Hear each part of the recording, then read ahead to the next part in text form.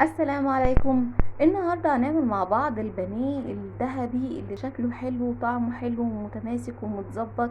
يلا نشوف مع بعض ايه هي المكونات. ادي ده نص كيلو بانيه، وادي دول معلقتين دقيق ومعلقتين بقسماط ومعلقة نشا، دي عشان تطلعه مقرمش ومظبوط. تمام. طيب ودول بيضتين، وانا مجهزة نص كوباية لبن. نص كوباية اللبن دي يا اما يكون عندك لبن عادي اللي هو البلدي، اي لبن عندك، حتى لو لبن نيدو مش مشكلة. تمام. ونحط رشة فلفل اسود. ادي حطينا رشة الفلفل الاسود، وادي معلقة كزبرة، وادي دي معلقة، دي السبع بهارات اللي انا عاملاها على ايدي، دي كزبرة على زعتر على كمون على توم باودر وبصل باودر اللي هو، وعليها ملح اللي هي متظبطة بحيث ان انا استخدمها لكذا حاجة. لو عندك كل حاجة لوحدها حطي معلقة صغننة خالص من كل حاجة من الحاجات اللي احنا قلنا عليها دي.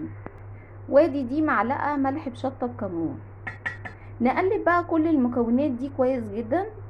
وادي اهو بعد ما قلبناها هنحط نص معلقة صغيرة من الملح، وبعدين نقلب برضو المكونات.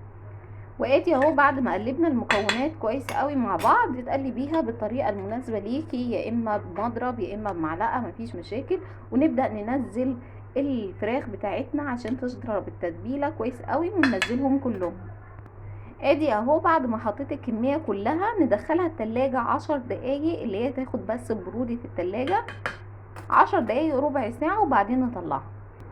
ادي اهو بعد ما خرجتها من التلاجة قعدتها ربع ساعة، وخلطنا المكونات بتاعتنا دي والبقسماط والنشا. ونبدأ بقى ناخد واحدة واحدة من دول. تمام كده. ونحطها كويس قوي في البقسماط بتاعنا. تمام.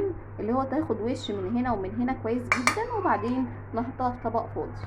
وادي اهو بعد ما خلصت الكمية كلها هحطها في الفريزر نص ساعة.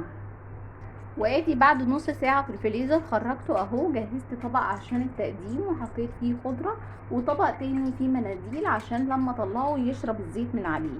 يلا نقليه ونرجع له.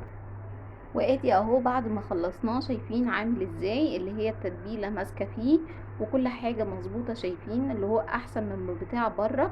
اهم حاجه وانتي بتقليه تقليه في طاسه تكون الزيت بتاعها نظيف. وكمان ما تحطيش طالما قطعه كبيره، ما تحطيش اكتر من واحده في الطاسه بتاعتك، يعني خليها تاخد راحتها. وكمان لما تاخد وش من تحت وبيقلبيها، يعني ما تقعديش تقلبي فيها رايح جاي. تمام كده. اشوفكم على خير في فيديو جديد، والسلام عليكم ورحمة الله.